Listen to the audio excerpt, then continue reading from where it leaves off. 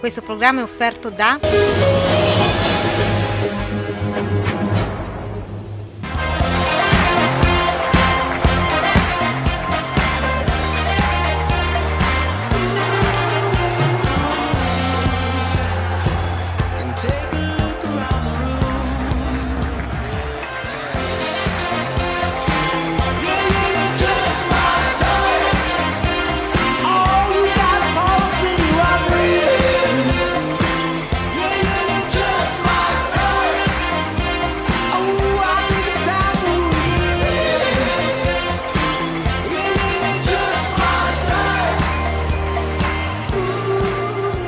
Buonasera Daniele Emanueli, benvenuti al sesto appuntamento di stagione di Sport Up. Si è giocata la sesta giornata del campionato di Serie D, girone D, che ha visto all'attivo ben 19 reti, 4 vittorie interne, 3 vittorie esterne, 2 soli pareggi.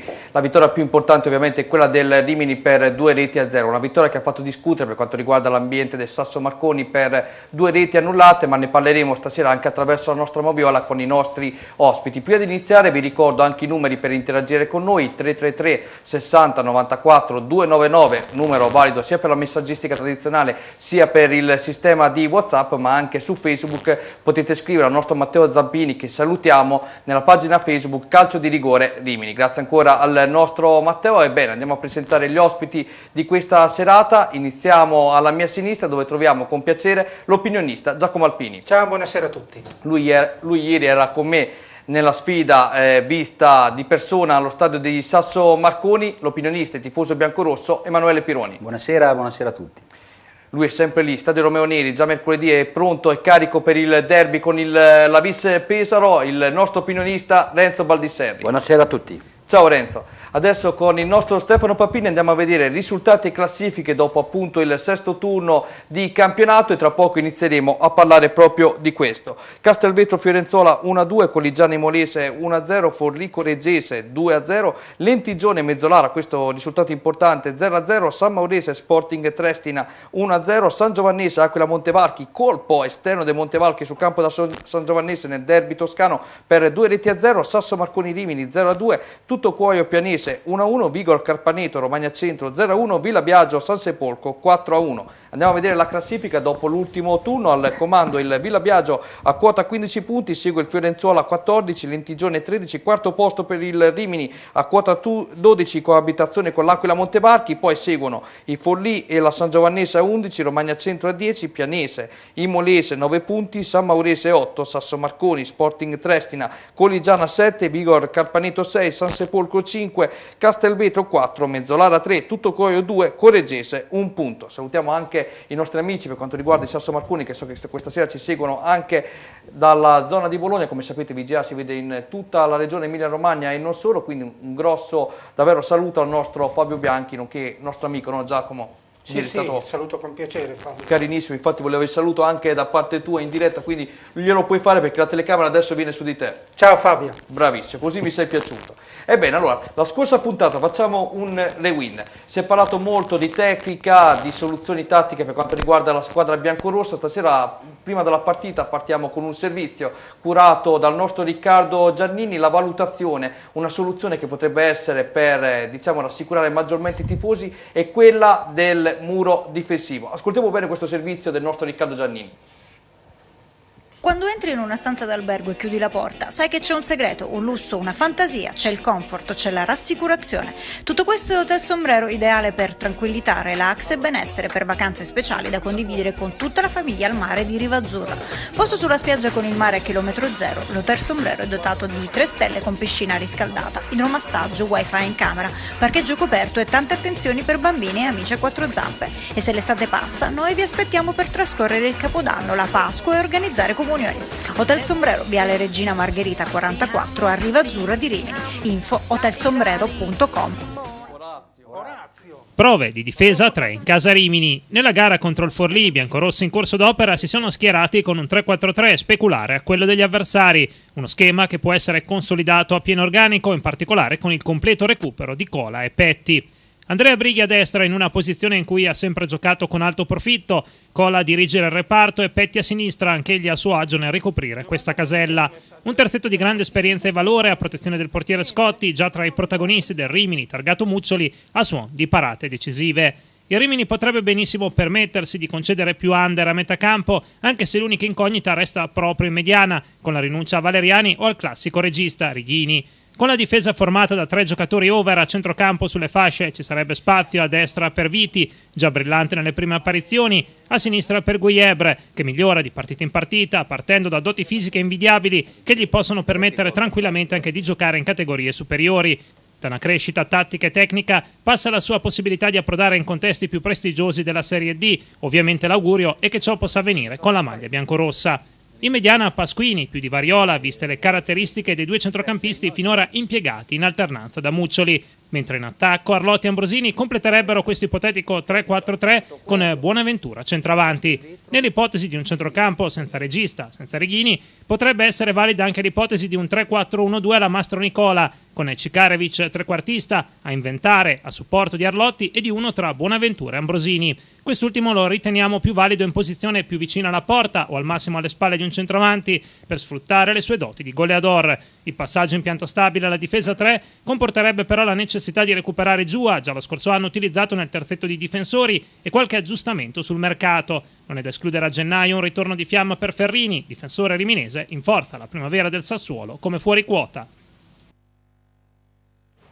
Qui è stato molto bravo perché a seconda delle soluzioni tattiche di cui abbiamo parlato noi la scorsa volta qui nel nostro studio, poi lui ha messo anche la chicca finale proprio di Ferrini, che è un giocatore attualmente a Sassuolo che potrebbe risultare utile nel mercato di gennaio. Poi vedremo le mosse che ci saranno, perché secondo me il Rimini interverrà sul mercato, e poi lì ti voglio Emanuele perché tra poco ti farò una domanda interessante. Ma prima diamo spazio rispetto ad altre volte al nostro Renzo, lo vedo già carico.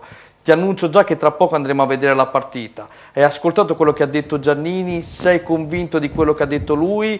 Oppure tu metteresti subito mano al portafoglio senza pensare difesa 3 o 4, andiamo a prendere la gente che serve? È chiaro che giocare a 3 dietro bisogna avere anche degli esterni forti che perlomeno rientrano a dar mano alla difesa. Chiaro che Muccioli avrà il suo da farsi. Io sono dell'idea quest'anno che la squadra finora con queste 3 vittorie e 3 pareggi, con i suoi 12 punti, terza in classifica, diciamo onestamente, nessuno, forse i tifosi, l'avrebbero aspettato questi risultati. È chiaro che il Rimini sul piano del gioco finora non mi ha convinto, anche se la classifica ci sorride.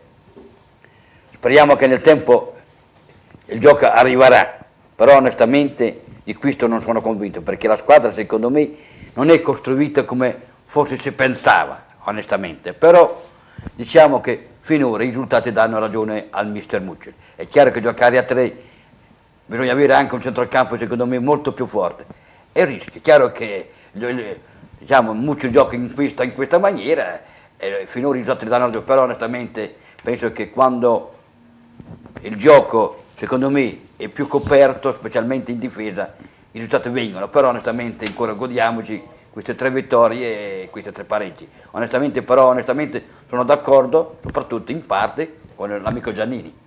Allora, adesso ci addentriamo un po' sul lato tecnico, perché abbiamo proprio le immagini inerenti al match di ieri tra Sasso Marconi e Rimini. Allora andiamo a gustarci il secondo servizio di questa serata.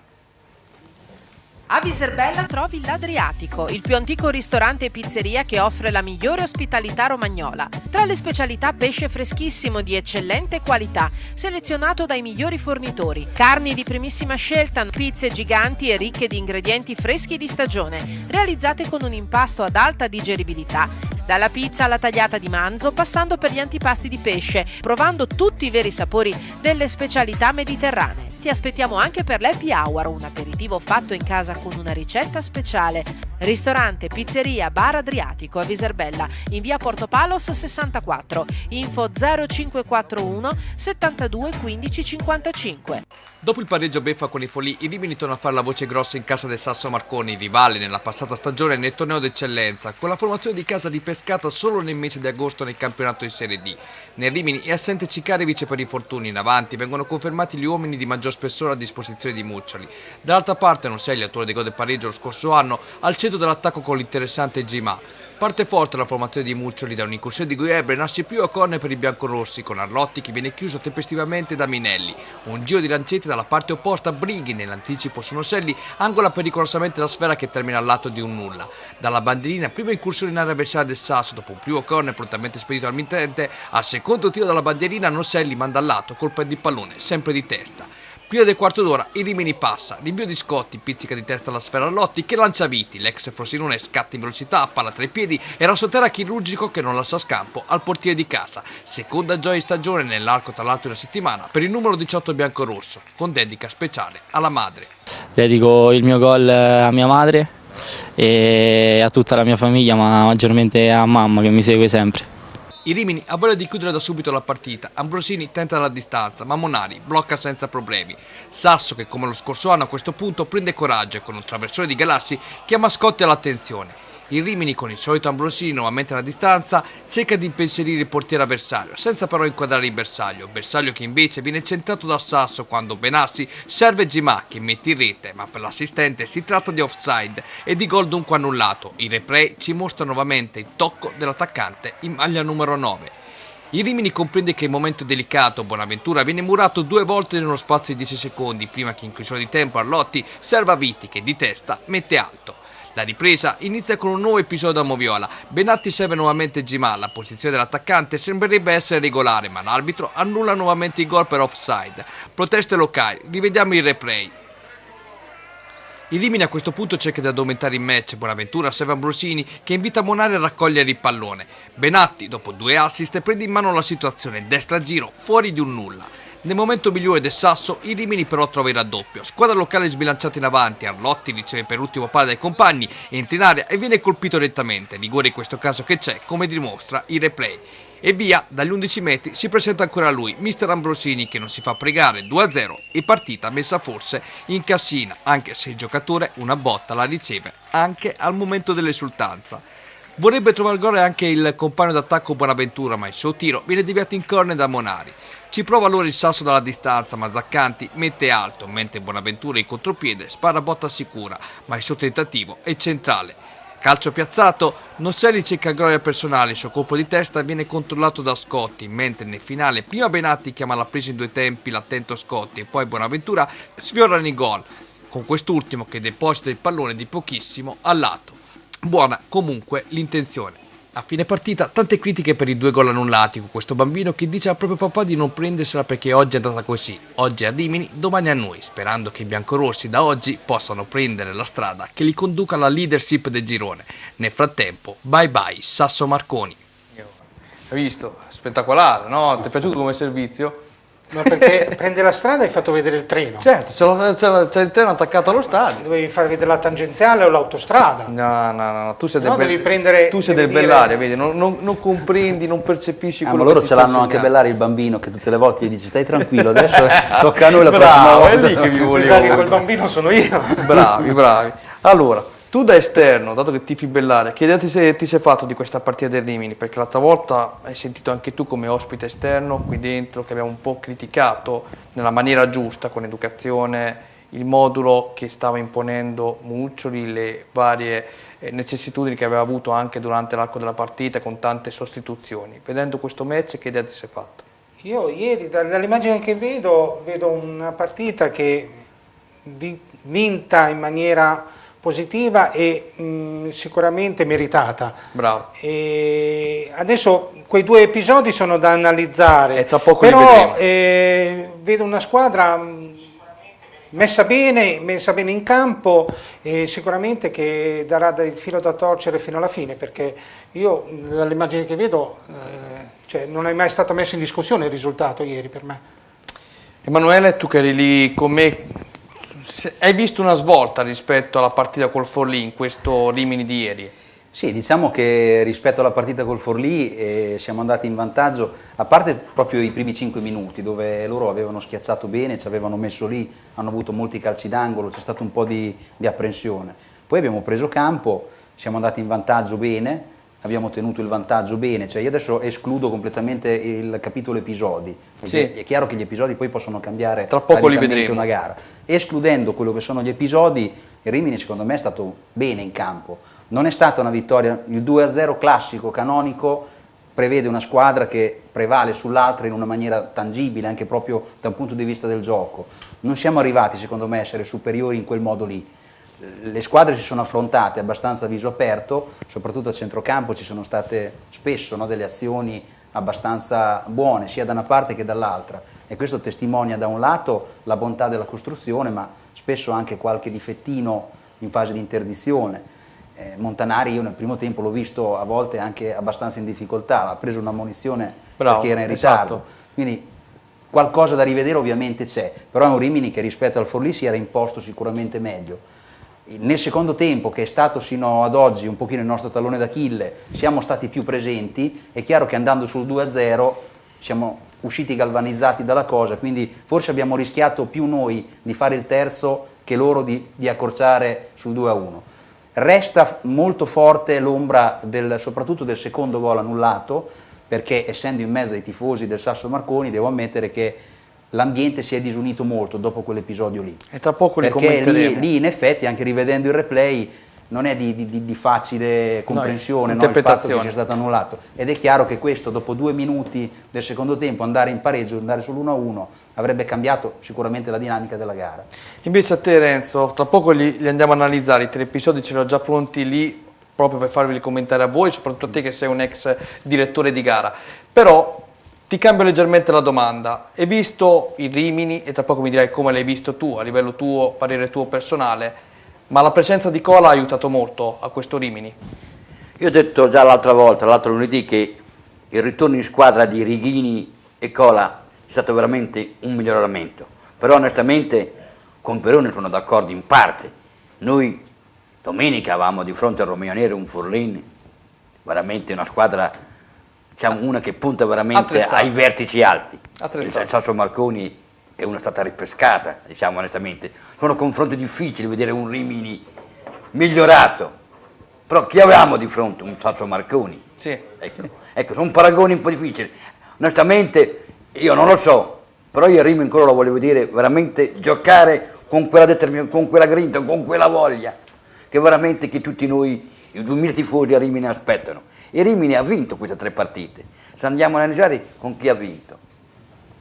Tu dici con squadre di minor spessore, Con il meno spessore, chiaro. Onestamente con il Fiorenzuola, con il Forlì, che sono squadre più attrezzate, ha fatto fatica. abbiamo pareggiato con difficoltà. Sì. Abbiamo vinto che Castelvetro, Tra l'altro soffrendo. soffrendo, poi con il Tutto cuoio. con tutto cuoio e il cos- Castelvetro.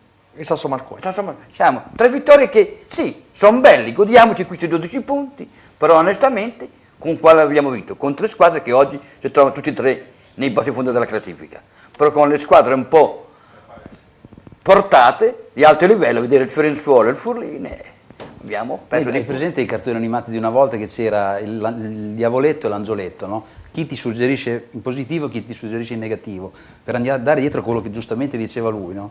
Uno potrebbe dire, col Fiorenzuola, col Forlì ci hanno ripreso a tempo scaduto, quindi te pensa, non ci prendevano, saremmo stati primi da soli, quindi questa è la positività all'ennesima potenza. Uno ti potrebbe anche dire, se ieri ti danno il pareggio e a tutto cuoio la Pozzanghera non salva quel gol fatto, ne avevi 4 in meno. E dove andavi a questo punto? Sì, ma però Quindi siamo lì, siamo nel guado. Sì, dobbiamo ma le capire valutazioni ancora, vostre dobbiamo è capire, chiaro che tu lo sai dobbiamo meglio, capire dove dobbiamo tu lo andare. sai meglio di dai. me, il calcio ci vuole anche un po' di fortuna, Certo. e fa parte di questo ciclo, altrimenti un campionato oggi sono anche un po' di fortuna, Non lo vai vinci. da una parte, Certo. però la fortuna fa parte, però diciamo onestamente che oggi come oggi i Rimini godiamoli questi 12 punti, ripeto, 3 vittorie e 3 pareggi, imbattuta, siamo in zona playoff, però onestamente ancora il gioco dovrà arrivare. Però io sono pienamente convinto che il gioco con questa squadra non arriverà mai. Ok, l'hai già Te l'ho detto già altre volte. Però preparati, perché adesso è un'altra domanda importante per te. Però godiamoci questi 12 Però punti. prima ti faccio godere la tua cioccolata calda, anzi no, il tuo bicchiere di vino, perché tra poco andiamo a mangiare assieme, vedendo gli episodi da Moviola. Inizi tu come ex direttore di gara, poi sentiamo Emanuele e Giacomo, secondo episodio uguale, terzo episodio, perché sono 3 gli episodi che hanno contestato, mettendoci anche il rigore dei Rimini. Come hai detto tu, avevamo dietro i tifosi del Sasso Marconi ieri in postazione che si lamentavano. Giustamente o non giustamente, Stefano, fai vedere il primo episodio, partiamo da quello. Moviola, eccolo qui. Giam, c'è anche il replay, traversone al centro. Fammelo rivedere ancora, Stefano, torna indietro qui, voglio vedere dov'è il giocatore. È leggermente, guardate, con il piede sinistro, secondo la mia valutazione, seguendo le immagini da teleschermo, leggermente avanti, quindi praticamente fuori gioco questo. Questo è un gol da annullare, qui la terna arbitrale ha preso in pieno, un gol da non convalidare, giustamente l'arbitro ha fatto bene non dare il gol. Siete d'accordo tutti e tre? Sì, Sì, sono d'accordo. Diciamo che dal vivo puoi magari avere qualche dubbio per la velocità dell'azione, rivedendolo sicuramente è da annullare questo. Bravissimo Stefano, passiamo al secondo episodio, ancora protagonista l'attaccante del Sasso Marconi, inizio ripresa, traversone al centro, lui addomestica il pallone in mezzo a 2 difensori del Sasso e trafigge il portiere Scotti, vedete, ancora una volta Stefano se riesci a rimandarmelo proprio quando fa il cross il ragazzo sulla destra, il giocatore sulla destra, ecco ci sei quasi, bravissimo, pian piano che... So che è difficile farlo anche in diretta, ma ci stiamo arrivando. Eccolo qui, bravissimo, il pallone che circola. Io sto vedendo i piedi anche del difensore lì sulla destra, dove c'è il giocatore del Sasso Marconi che ha crossato. Questo per me è gol regolare. Iniziamo da Renzo. Sì, questo è un gol secondo me da dare, è un gol valido, perché anche se c'è un dubbio fuori gioco è influente sull'azione. Perciò per me il gol, questo qui, è da convalidare. Per me l'arbitro ha sbagliato. Emanuele? Sì, rivedendo le immagini questo è un gol buono. Giacomo? Non mi trovate d'accordo? Se torniamo indietro con le immagini, Stefano, c'è rimani un fermo giocatore sul del punto. Sasso Marconi che Sì. salta e probabilmente è stato giudicato come in posizione attiva. Allora, spiegami quale dici il tu. primo Qual è? davanti, lo vedi il primo davanti, arriva il cross, lui salta per evitare il pallone. Ah, e il ha primo, creato, il primo, devi dire. ha creato No, ti smentisco subito. Guarda, quando lui salta c'è un giocatore del Rimini, l'ultimo che dovrebbe essere Brighi prima che uscisse per i Lui campi. è un fuorigioco. Che no, lo tieni in No. campo. Guarda, lo No, tieni in no. regola, impossibile. Renzo. no. Sì, sì. Per me è fuori gioco per quello, lui è stato ritenuto attivo Tu all'azione. dici il giocatore che salta davanti a quello che sì. crossa Ma sempre allora, con la maglia ecco, gialla. quello lì è più plausibile perché comunque è in linea, nel senso che lì si può discutere. Sulla posizione di quello che segna No, quello sicuramente che no. segna è Quello regolare. che segna è buono. È regolarissimo. Su quello che salta Su quello qui, per me allora... è stato ritenuto attivo quella posizione. Quanto ha avuto Quello quantomeno ritorniamo indietro. Ecco, questo passa, probabilmente qua laggiù in fondo potrebbe essere in fuorigioco. Quello è il dubbio, ecco. Però io ho capito il discorso che dici tu Giacomo, però quel giocatore che salta, che tu lo ritieni fuori gioco per quello, È stato secondo ritenuto me, attivo, secondo posizione me- attiva. Secondo me, valutando l'immagine televisiva, il giocatore lì sulla sinistra, che sarebbe di fronte a lui, il primo che vedete sul palo alla destra di Scotti, che dovrebbe essere Brighi, adesso qui le immagini sono troppo lontano per poter dire se Guarda è Brighi i o meno. piedi. Sì, ma guarda i piedi di Brighi, secondo me lo tieni in linea. No, per me non no. lo so. Per me no. Questo per me è discutibile. Però diciamo che qui possiamo discutere sulla linea del primo giocatore qua. Sicuramente il giocatore che segna... No, quello è che buonissimo. segna è regolare, Segna- è regolarissimo. Il gol è regolare, lui non è lui in fuorigioco, se ha fischiato in fuorigioco sicuramente non è il protagonista Però, attaccante. ecco, l'azione andava comunque interrotta proprio al momento che l'ho avuto il passaggio, invece l'azione ha un po' continuato. Esatto. Ecco, adesso il fischio non lo so quando è avvenuto, però No, lui ha lasciato, a mio, ti- a lui mio ha avviso lasciato è stato tirare, ritenuto attivo. lui ha fatto gol adesso, il pallone si è saccato e lui ha fischiato. Allora, forse Quindi, lì è stato fischiato in ritardo, però è stata ritenuta attiva quella posizione. Ok, andiamo a vedere il terzo episodio, quindi qui siamo diciamo nel dubbio. Terzo episodio, loro si sono lamentati perché dicono che Arlotti non è stato toccato. Qui ci sembra che Arlotti punti l'avversario, vada dalla parte destra e c'è forse la gamba, il ginocchio del difensore che contrasta quello di Arlotti. Vedete che Arlotti a un certo punto si libera del pallone, vediamo proprio con l'immagine del nostro Stefano Papini che stanno arrivando in diretta. Sei bravissimo Stefano nel giudicare, nel farci vedere le immagini, abbi pazienza, sai che siamo noiosi qui dallo studio. Eccolo qui, Arlotti punta l'avversario, entra in area di rigore, finta, qui il pallone viene lasciato e il difensore non può fare altro che sbattere con il ginocchio sull'altro ginocchio di Arlotti. Io lo interpreto così, poi ditemi voi se sbaglio o meno. Qui onestamente secondo me è stato molto bravo l'arbitro, perché in primo momento ha dato la norma del vantaggio sul fallo dei Rimini fuori dall'area, e l'arbitro è stato molto bravo a dare la norma del vantaggio perché la palla è andata sempre uno dei Rimini, e poi lui l'ha agganciato a Nittimo e il rigore era inevitabile. Per me il calcio di rigore ci sta. Qui è stato molto bravo l'arbitro, prima a dare il vantaggio e poi a dare il rigore. Quindi il rigore c'è. Il rigore secondo me c'è. Ok, ci salutano anche Loris e Zizou, due vecchi anche tuoi fans che te li saluto in diretta, che dicono che secondo loro il secondo gol, quello che tu hai detto che Noselli salta, è in fuorigioco, quindi sono d'accordo con la tua valutazione. Vediamo. Probabilmente questo è un arbitro, è un primo anno, di Pontedera, Canapini. Io l'ho visto arbitrare l'anno scorso quando era alla Caia, l'ho visto a Gabizze Mare questo ragazzo. Porca miseria, ci puoi dire anche dove ha preso il caffè? Non lo so, Conosci vita, morte, miracoli di tutti. È un primo anno, è di Pontedera, e l'anno scorso l'ho visto proprio a Gabizze Mare, proprio quando era in promozione. Ma quindi lo promuoviamo o no? Ma penso che ha fatto una buona gara, però onestamente questo è un primo anno, e l'anno scorso l'ho visto proprio a Gabizze Mare in promozione, un contro importante, non mi ricordo con chi era, però è un primo anno, è stato promosso. Dopo stasera mi hai fatto venire in mente, adesso che mi ero dimenticato perché abbiamo talmente tanti servizi, questa sera ovviamente non abbiamo l'ospite dei Rimini perché come sapete ci sarà il derby mercoledì pomeriggio contro la Vis Pesaro. Ringraziamo come sempre la società e l'ufficio stampa, ma specifichiamo ovviamente che i giocatori questa sera sono stati lasciati tranquilli e liberi di riposare. Tra poco però ne approfittiamo perché vi faremo vedere anche la sintesi per gentile concessione da parte dei colleghi della Toscana del derby tra San Giovannese e Montevarchi giocato ieri, che appunto scopriremo nei dettagli il prossimo avversario del Rimini, Romeo Neri, la San Giovannese. Avremo appunto il piacere di poter comprendere qualcosina in più. Adesso io direi andiamo ad ascoltare la tua intervista in inglese. Renzo, come te la cavi tu con l'inglese?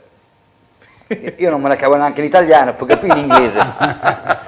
Io invece spicco, Ti faccio l'applauso in diretta perché è veramente bello. Mi sei piaciuto. Va bene, allora, Emanuele ieri è stato molto bravo perché ha fatto l'intervista in inglese, poi tra poco capirete meglio il perché, anzi no, facciamo così, andiamoci a gustare l'intervista a Giam, autore dei 2 gol che gli sono stati annullati. Protagonista della gara di oggi, e volevo chiederti innanzitutto un'impressione sui 2 gol che ti sono stati annullati. Actually, for me, I felt very bad when the referee whistled offside, because for me I think it's not an offside, it's a clean goal. Because, the first goal, the cross came in and I was positioned very well and I just placed the ball, so I don't think it was an offside. And I think the second goal also, the cross came, I stopped the ball and I placed the ball, so I don't think it was an offside. I think the referee was against us today, so I feel very bad for the 2 goals. Yeah. E il Rimini, una squadra importante, no, per la categoria, è un giudizio come avversario, come l'hai trovata come squadra? I think Rimini, it's a very good team, because last year they did a very good championship. So for me, they were a very good side, and for me also, our team, we did a very good job, because it wasn't easy playing against a team who has been in this category once, and we are playing against them. So I think we did a very great job. Playing against them was a very tough game, but we came with a mentality to do our best, and we did our best. But I think the good side won the game, so it wasn't a bad game at all. We played against a very good team, and it was enough for us. Yes. Perfetto, io ti ringrazio, in bocca al lupo per il proseguo della stagione. Ciao. No, a me viene da ridere, scusate, però gli hai saputo dire solo perfetto, ti ringrazio. Così dovevo dire, thank you very much, però non mi è venuta. Dai. Sei stato bravo. Praticamente lui parlava e tu dicevi sempre sì. No, guarda, adesso a parte gli scherzi, perché adesso qui stavamo scherzando, il succo un pochino lo capivo, no? Perché un mezzo corso di inglese l'ho fatto. Però se ti devo dire che comprendevo perfettamente come in sovraimpressione. Non capiva una parola, gli diceva di sì, ma non capiva. Non siamo. Come sei andato a cercarlo? No, è un ragazzo con l'11 che c'erano in campo. È il giocatore a cui hanno annullato 2 gol, quindi era anche una figura importante, giustamente, però andava rispettato. Io Ci ho provato. Noi riminesi non abbiamo capito niente, voglio dire. Voi Però, siete matti. Beh, c'era la sovrimpressione che Vabbè, giustamente... ho visto tutto. No, devo dire che rispetto alla sovrimpressione ce n'era un tre quarti Però- che era un po' diversa. di Però come hai avevo avuto, capito io. però hai avuto del coraggio, dai.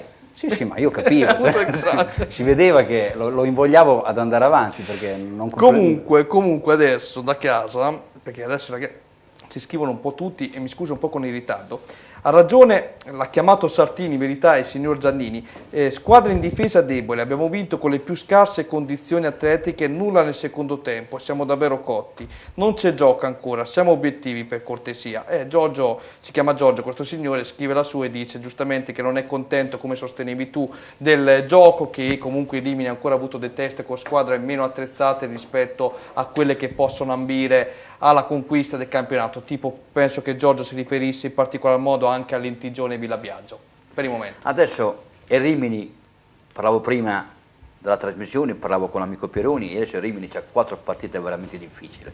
Domenica c'ha in casa la San Giovanese, una squadra che tosta, anche se domenica ha perso in casa, e poi la domenica dopo si va a Villa Biagio contro la capolista, che poi anche questa è una neopromossa, e poi mercoledì si giocherà in notturno o pomeriggio con infrasettimanale contro una squadra anche questa neopromossa, il Carpineto, e poi si va a affrontare il primo derby a San Mauro Pascolo contro la San Maurizio. Qui onestamente speriamo di vedere il vero Rimini. 4 partite che daranno un'identità precisa a Rimini almeno fino a gennaio. Ecco, onestamente da qui attrezzare. possiamo fare dei conti e dire dove possiamo arrivare. No, stasera facciamo veramente i complimenti a Riccardo, che comunque è stato bravo nel servizio di valutazione, come del resto Stefano, a sopportarci un po' e a supportarci anche. Giannini è sempre bravo. Per la questione, anche Stefano Papini, per quanto riguarda la questione Moviola, bravo anche il nostro Renzo Sartini. Facciamo così adesso, andiamo un attimo in pubblicità per 4 minuti, rientriamo in studio e poi seconda parte di Sport Up, ricchissima ancora di servizi. Pubblicità. Mamma, voglio andare al Mucho Mas. Mucho Mas è il nuovo Risto Family di Rimini, dove puoi gustare ottimi piatti e rilassarti mentre i tuoi bambini giocano. Ti aspettano prelibatezze mare monti, dolci fatti in casa, pizze speciali e classiche e menù per bimbi. Inoltre, animazioni tutti i giorni con trucca bimbi, baby dance e palloncini, pacchetti compleanni all inclusive con saletta privata, menù a richiesta per gruppi, cene aziendali o di classe e ricorrenze speciali. Mucho Mas, la risposta alle tue esigenze. Gioca, ridi e gusta. Ci trovi in via Losanna 35 a Rimini. Info e prenotazioni anche con WhatsApp 335 47 54 57. Quando entri in una stanza d'albergo e chiudi la porta, sai che c'è un segreto, un lusso, una fantasia, c'è il comfort, c'è la rassicurazione. Tutto questo è Hotel Sombrero, ideale per tranquillità, relax e benessere, per vacanze speciali da condividere con tutta la famiglia al mare di Riva Azzurra. Posto sulla spiaggia con il mare a chilometro zero, l'Hotel Sombrero è dotato di 3 stelle con piscina riscaldata, idromassaggio, wifi in camera, parcheggio coperto e tante attenzioni per bambini e amici a 4 zampe. E se l'estate passa, noi vi aspettiamo per trascorrere il Capodanno, la Pasqua e organizzare comunioni. Hotel Sombrero, Viale Regina Margherita 44 a Riva Azzurra di Rimini. Info hotelsombrero.com. A Viserbella trovi l'Adriatico, il più antico ristorante e pizzeria che offre la migliore ospitalità romagnola. Tra le specialità pesce freschissimo di eccellente qualità, selezionato dai migliori fornitori, carni di primissima scelta, pizze giganti e ricche di ingredienti freschi di stagione, realizzate con un impasto ad alta digeribilità, dalla pizza alla tagliata di manzo, passando per gli antipasti di pesce, provando tutti i veri sapori delle specialità mediterranee. Ti aspettiamo anche per l'happy hour, un aperitivo fatto in casa con una ricetta speciale. Ristorante, pizzeria, bar Adriatico a Viserbella, in via Porto Palos 64. Info 0541 72 15 55. Sono Fabio Giancarlo, titolare della DGF e Ford Italia. Vi vorrei presentare i prodotti che costruiamo in questa azienda. La nostra azienda, costruiamo forni di tutte le misure, impastatrici di tutte le misure, sfogliatrici per pasta di tutte le misure, varie sfogliatrici per la pasticceria, stand di pizza o stand di piada secondo il vostro uso, e griglie a pietra lavica e anche cuocipiade elettrici di varie misure. Vi aspetto in azienda. Credi davvero che bastino poche parole per trasformarti in un romagnolo doc? Al ristorante Brusaroul da sempre esaltiamo la nostra bella Romagna nel modo più genuino. Prova i nostri piatti a base di pasta fatta in casa e le nostre pizze cotte nel forno a legna. Team Botta è il nostro motto, da sempre offriamo qualità. Ristorante Brusaroul, via Sant'Arcangiolese a Poggio Berni, con ampio parcheggio esterno e isola per bambini. Info 0541 68 81 80 o brusaroul.com.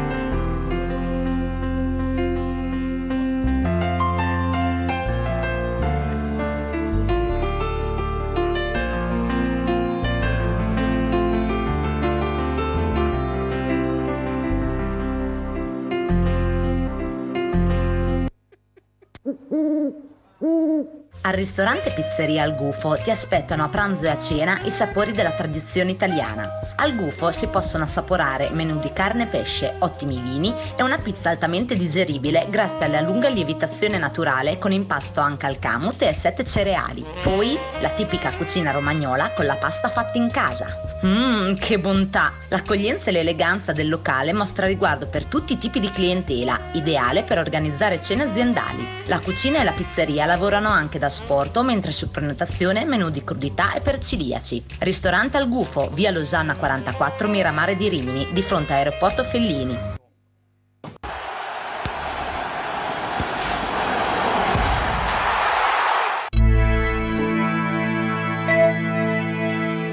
Tizi, facciamo gli auguri al Rimini Calcio, dai. Facciamo gli auguri al Rimini Calcio, ma soprattutto se volete seguire il Rimini Calcio dovete vedere la trasmissione Sport Up.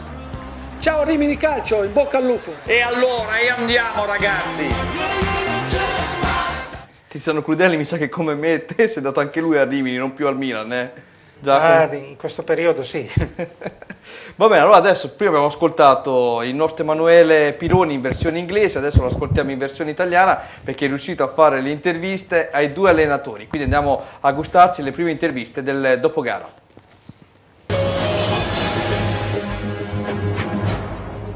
Un'impressione a caldo dopo questa gara?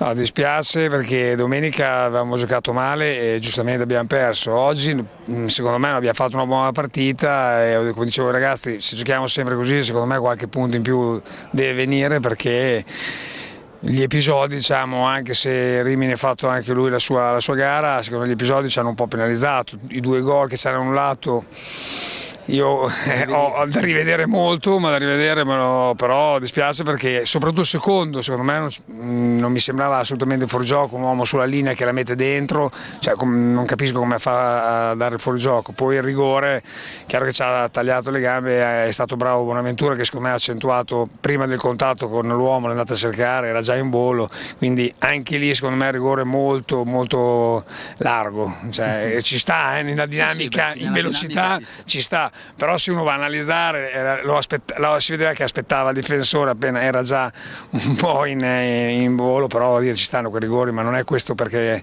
abbiamo perso, perché le cose sono girate male. Forse il gol del pareggio ci stava perché abbiamo anche i primi 20 minuti prima di prendere l'unica occasione che abbiamo dato a Rimini, abbiamo fatto un errore, l'abbiamo pagata caro, è saltato a vuoto sull'uomo e non doveva saltare Galassi e abbiamo lasciato l'uomo in area e ci ha fatto gol, quindi alla fine peccato, stiamo pagando troppo caro gli errori, ma forse è questa categoria che ci fa capire dove siamo. Ecco. E diciamo da avversario, un giudizio su questo Rimini, dove può arrivare secondo te?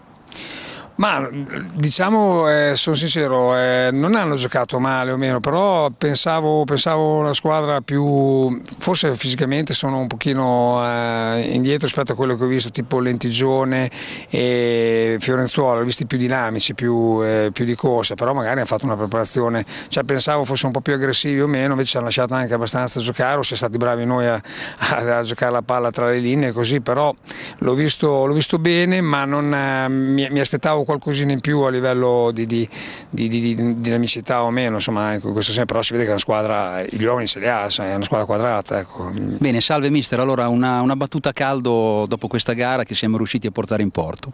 Sì, abbiamo fatto una buona gara, secondo me, siamo riusciti, a parte i primi 10 minuti, a prendere il controllo completo del match con un buon palleggio, la partita che avevamo preparato.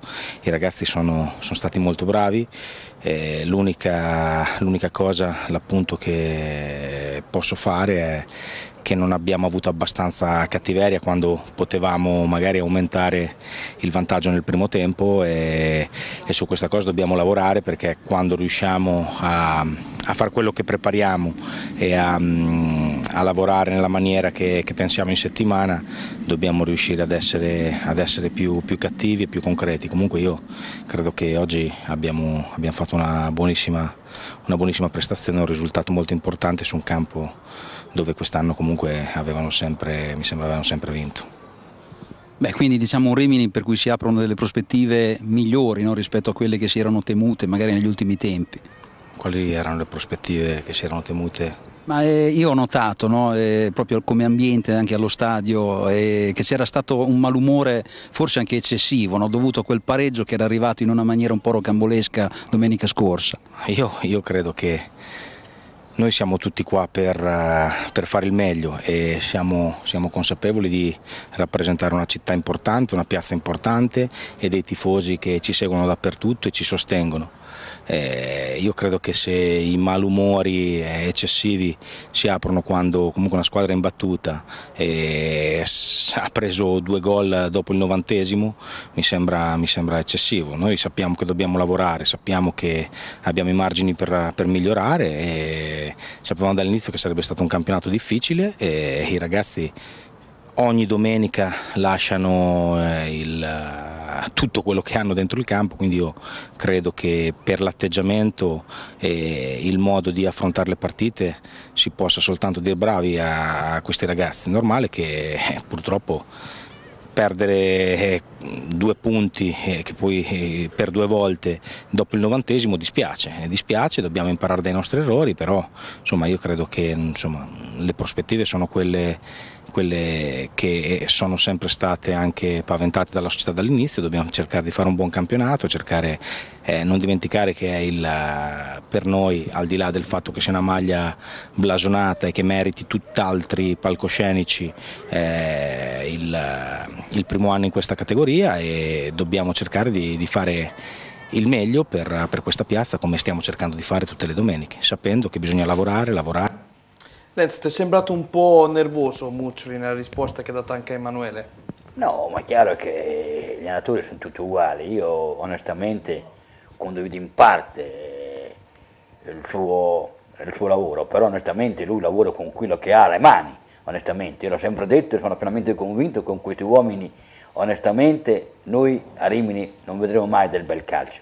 Forse la squadra, secondo me, non è che è stata costruita male, però ci sono giocatori che secondo me forse io non li avrei presi, avrei preso altri giocatori, onestamente avrei preso alcuni giocatori in meno, ma un centrocampista forse di più, uno di qualità. Abbiamo dei giocatori bravi, abbiamo Cicarici, abbiamo Valeriani, abbiamo Montanare, abbiamo Simoncelli, abbiamo Righini, abbiamo Adorni, tutti giocatori importanti.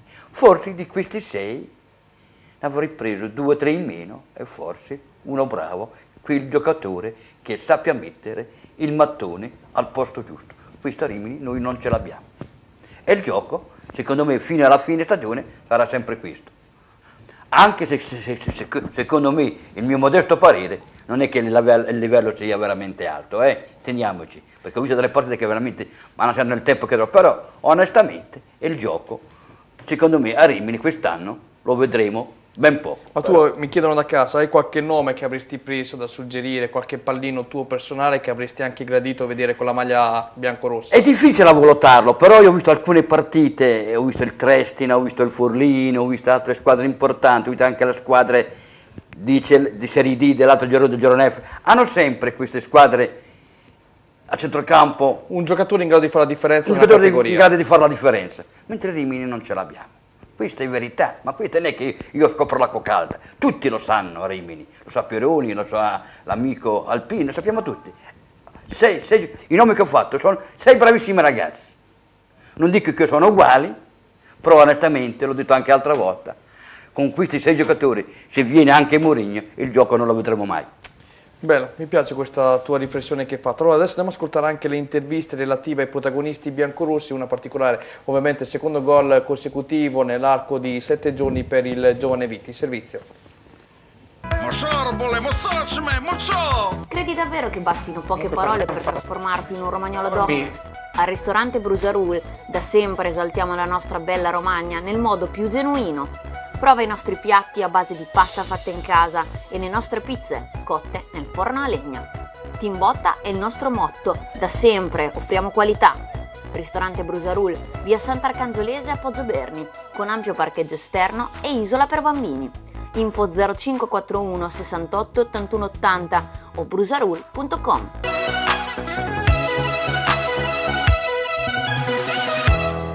Gli avversari ci hanno riportato, no, durante le interviste, soprattutto quei 2 episodi e i 2 gol annullati per fuorigioco.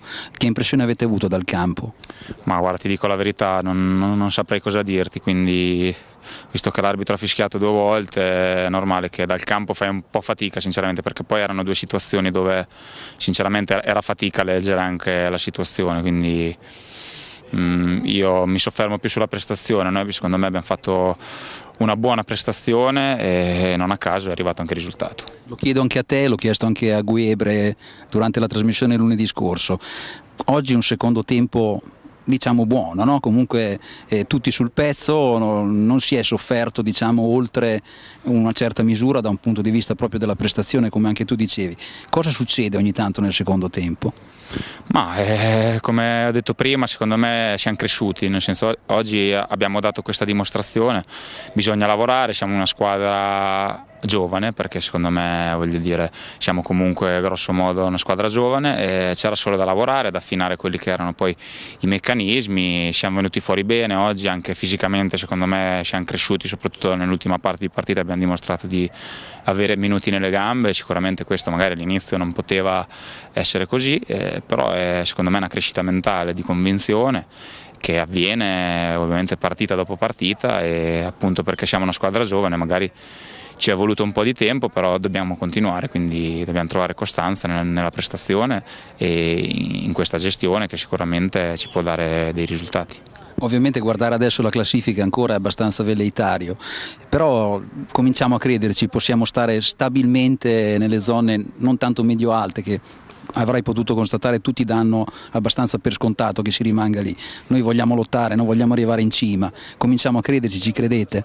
Ma noi ragioniamo partita per partita come abbiamo sempre fatto, e come dicevo prima siamo una squadra che deve crescere, e nel momento in cui facciamo le cose che dobbiamo e che possiamo fare, secondo me diamo fastidio a tutti. Questo non vuol dire che puntiamo a arrivare insomma primi per forza, però secondo me ci possiamo togliere delle soddisfazioni e possiamo dar fastidio là in alto. Poi quello che dirà il campo lo vedremo fra qualche mese, però siamo sulla strada giusta per fare un campionato importante come questa piazza, questa società e questi tifosi meritano. Siamo qui con Giorgio Vitti e cominciamo subito con un'impressione qui sulla gara.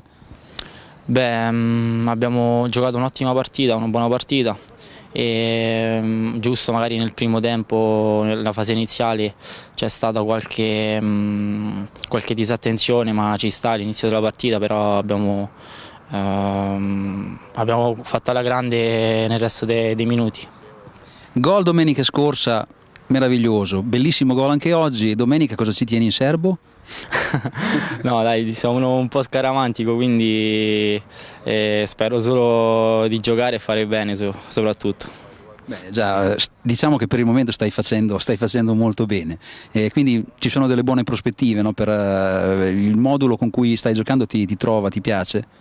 Sì, mi piace moltissimo perché ho tutta la fascia a disposizione, quindi essendo un giocatore molto mobile che mi piace correre, quindi mi trovo molto bene sia a destra che a sinistra.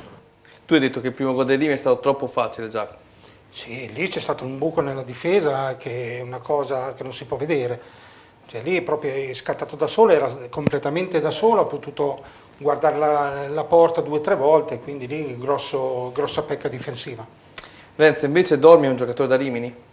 Ma qui bisogna riflettere, qui c'è stata secondo me una furbizia della società del Rimini Calcio. Perché dico questo? Dormi era un giocatore che era, diciamo, lui è nato a Riccione e vive a Riccione. Lui, la sua destinazione era a Riccione. Probabilmente anche il padre è un tifoso della Riccione Calcio. Queste sono sempre mie opinioni personali. Io sono maligno anche nella vita e voglio essere maligno anche nel calcio. E allora cosa succede? L'unica cosa per farlo dare poi a Riccione Calcio, Tamai è stata talmente furbo, dico lo prendiamo in Rimini, a novembre, dicembre lo diamo alla Riccione. E questi sono i meccanismi, perché onestamente la Savignanese, il caso Dormi, darlo a Rimini, probabilmente i dirigenti non avrebbero detto di no. Infatti succede. Però a Riccione non l'avrebbero dato. Questa è stata la strategia furba di Tamai. Ma lo prendo, lo prendo in Rimini e Rimini a gennaio o a novembre lo passo a Riccione Calcio. Questo secondo me va a finire così. Questa è la mia strategia, è la mia magnità, però nel calcio delle volte ci prendo. Senti, ma Renzo, i giocatori hanno detto più volte bisogna lavorare per arrivare al gioco che tu dici che non arriverà mai. Sei d'accordo con me? Io ho lavorato per 40 anni. Ormai questo lavoro, ormai lasciamo perdere il tempo che trova. Tanti, sia gli allenatori, sia i giocatori dicono sempre le stesse cose. Quando gli dai il microfono non dicono oh, abbiamo giocato male, abbiamo giocato bene, quello è forte, quello non è forte. Ormai la strategia è quella. Io ho sempre dell'idea, quando vado a fare le interviste, se fanno le domande semplici, il microfono ce lo tengo anche in più di un minuto, ma se cominciano a sballare io lo tolgo subito il microfono, non ci sono problemi. Questo mi è piaciuto. Emanuele, dovevi fare anche così tu ieri con Giam, quando non capivi quello che stava dicendo. Vabbè, una volta che lo chiami, dai, poi è giusto che dica la sua, insomma. Il problema è che lui ha detto la sua, ma tu non l'hai compresa. Vabbè, ho capito, pienamente l'ho compresa stasera. Dai, per drammatizzare un po', però mi piace Renzo così mi piace. No, perché tutti gli allenatori dicono sempre quello gioca bene, quello non gioca male, quello è forte, quello non è forte. Io non ho mai visto un allenatore a dire quella squadra è debole, quella squadra non mi piace, quell'allenatore è incompetente. No, sembrano dei uomini, dei parlamentari. Tutti si danno ragione tra di loro. E così non andiamo lontano, così ci vogliamo bene. Però onestamente il calcio, perché io delle volte ho visto dalle partite, sia nel girone dove gioca a Rimini, dove gioca nettamente il girone F, io se mi portavo 2 guanciali avrei fatto una bella dormita.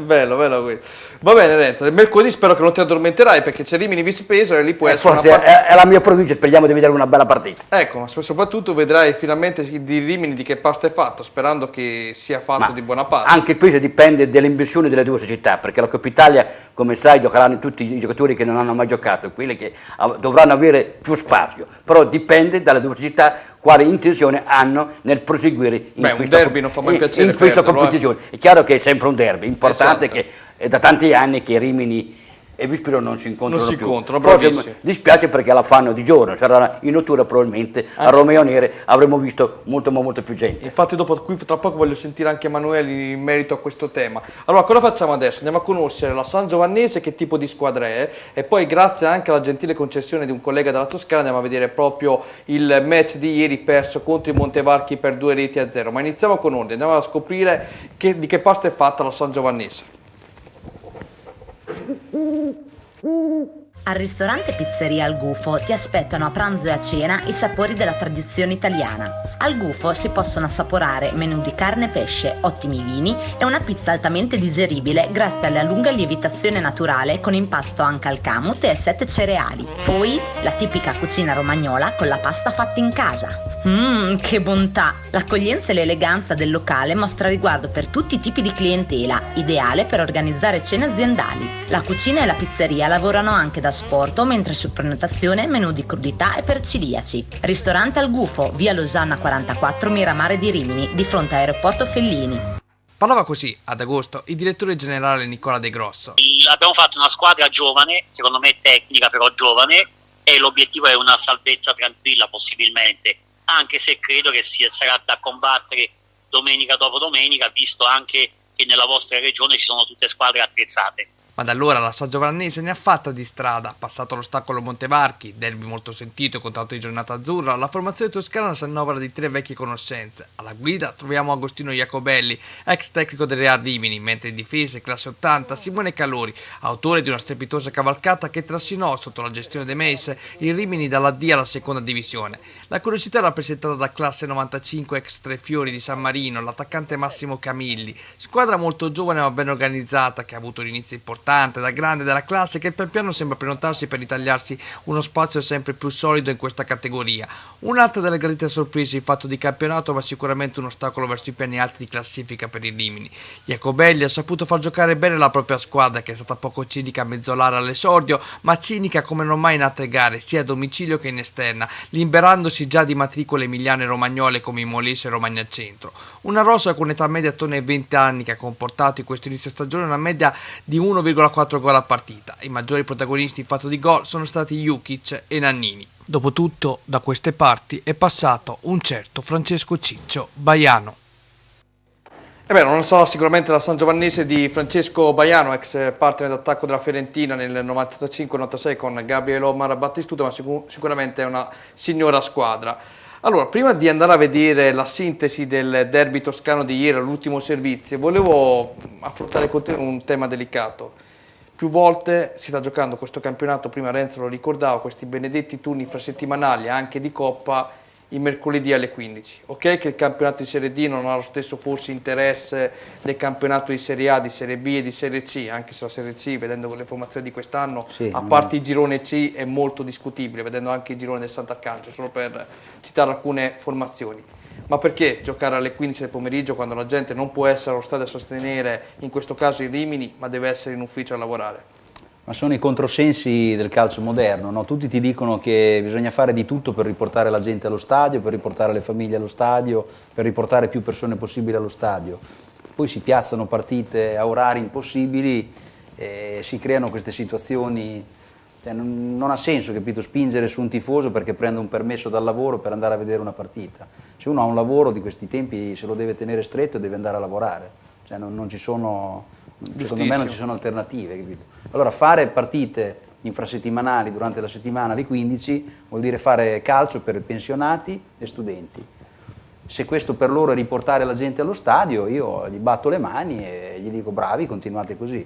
Poi questo, parlavamo appunto di Serie A, no? Dove un livello economico anche che c'è dietro una partita potrebbe anche, non dico giustificare la cosa, ma dare un paravento di situazione corretta. Quello che succede a mezzogiorno e 30 una partita di Serie D, cioè una partita di dilettanti, la metti a giocare mentre la gente lavora, che senso ha? Cioè, dovrebbero probabilmente anche i dilettanti stessi, nella parola dilettanti, vuol dire che tu ti stai dilettando in qualche cosa, ma il tuo lavoro è un altro. Quindi anche alcuni giocatori probabilmente dovrebbero prendere il permesso per andare a giocare. Sì. Che, a maggior ragione, che senso ha?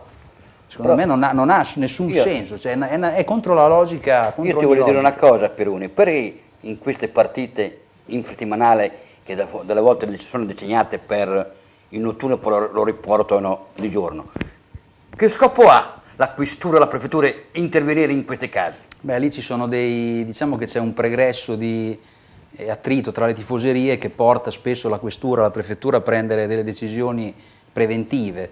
È il motivo per cui alle volte vediamo partite che possono sembrare insignificanti attualmente da un punto di vista dell'ordine pubblico con una gestione dell'ordine pubblico immane. Anche col Forlì domenica scorsa c'erano mi sembra 3 camionette di carabinieri più tutta la polizia schierata. Questo accade perché in passato ci sono stati episodi di violenza, perché magari col Forlì arriva qualche tifoso di Cesena che si avvicinano al Forlì. È successo in eccellenza con la Savignanese Rimini, si giocò a porte chiuse. Il momento, diciamo la verità, che forse è la prefettura che ha fatto in questo caso qui di mercoledì c'era l'accordo delle società per giocare la sera e la prefettura ha scelto di giocare alle 15. Infatti vi ricordiamo, mercoledì alle 15 è arrivato oggi il comunicato ufficiale, ma gentilmente già il nostro amico ufficio stampa Sergio Cingolani ci aveva dato questa indicazione. La prefettura ha questo grosso potere? Sì, sì.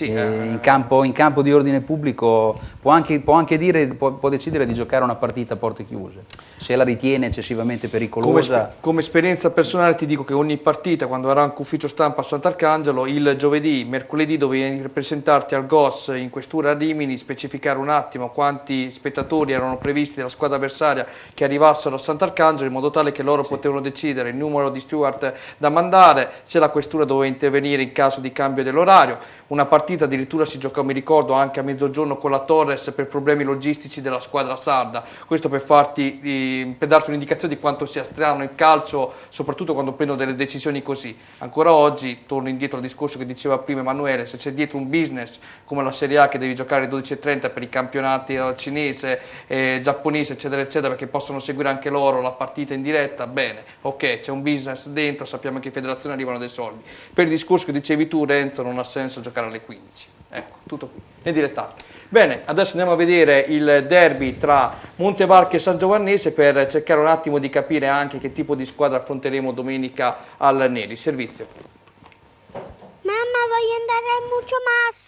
Mucho Mas è il nuovo Risto Family di Rimini, dove puoi gustare ottimi piatti e rilassarti mentre i tuoi bambini giocano. Ti aspettano prelibatezze maremonti, dolci fatti in casa, pizze speciali e classiche e menù per bimbi. Inoltre, animazioni tutti i giorni con trucca bimbi, baby dance e palloncini, pacchetti compleanni all inclusive con saletta privata, menù a richiesta per gruppi, cene aziendali o di classe e ricorrenze speciali. Mucho Mas, la risposta alle tue esigenze. Gioca, ridi e gusta. Ci trovi in via Losanna 35 a Rimini. Info e prenotazioni anche con WhatsApp 335 47 54 57. È il derby numero 94 sotto la pioggia, come a memoria d'uomo, ma era avvenuto in campionato a San Giovanni. Per tale confronto la formazione azzurra è quella annunciata, con Lunghi ancora al posto di Chechi, non pienamente ristabilito rispetto all'infortunio che già lo aveva escluso a Sansepolcro. Confermato il 4-2-3-1 per il Marzocco. Dal punto di vista tattico invece per il Montevarchi c'è più di un aggiustamento visto l'assenza del metronomo Giacomo Gorini. 3-5-2 quindi, con Donatini preferito a Mannella e mediana, dietro Giulio Gorini agisce tra Schiarola e Videtta, davanti Tomassini ed Essussi. Inizia su buon ritmo per entrambe, non fa paura l'incornata di Essussi sulla punizione di Biagi al quinto. 2 minuti dopo arrivano in ritardo giustificato per problemi al trasporto e dal convoglio ferroviario i tifosi del Montevarchi, che non fanno in tempo però ad accomodarsi sugli spalti che possono festeggiare il vantaggio. Sbagliano Couadio e Calori, regalando ad Essussi un rigore in movimento che il centravanti rossoblù spedisce al fil di palo, superando Scarpelli per l'1-0. La Sangio ci mette diversi minuti per riorganizzarsi. La nota successiva è il controbalzo dal limite di Lunghi che si esaurisce sul fondo. Minuto 24, punizione di Tomassini. La distanza in questo caso permette a Scarpelli di poter neutralizzare la traiettoria nello specchio. Ci avviciniamo poi al riposo. Biagi dal limite meno preciso rispetto alla propria marcatura ottenuta in Coppa Italia. L'estremo sangiovannese blocca. Poi Scoscini cerca di indirizzare nello specchio una punizione particolare diagonale che Pellegrini controlla fino al fallo di fondo. Ultima nota con la forte protesta della Sangiovannese, contatto in area ospite tra Bini e Gorini per il signor Di Gracili. Como si prosegue. Dopo il riposo il pallone del pareggio capita in apertura a Bindi sul lancio del numero 3 Nannini. Da dimenticare la conclusione, ancora incapace di centrare pali. Il possesso palla è costante per la Sangiovannese, ma è altresì sterile anche quando Chernezzo trova lo spiraglio per il traversone sotto porta. Ma attenzione alla ripartenza del Montevarchi e all'incursione di Mannella quasi dalla linea di fondo. La botta sbatte esattamente sul palo, rientra sul campo prima della deviazione in angolo, ma il raddoppio nasce proprio dal corner ed è Rossetti a spingere in rete il 2-0. Un 2-0 ancora con proteste per possibile carica di Essussi su Scarpelli, per la quale l'arbitro lascia proseguire. La gara è comunque ormai a favore dell'Aquila, addirittura su percussione del neoentrato di Arrasuba. Essussi cerca la deviazione col tacco, Murata finisce con l'esultanza sotto la curva ed il sorpasso in classifica per il Montevarchi. La gradinata però non risparmia applausi ai propri beniamini. Vi faccio capire cosa ha capito Giacomo Alpini di questo servizio, prego. Rossetti ex Bellaria, comunque scusate, bellissimo.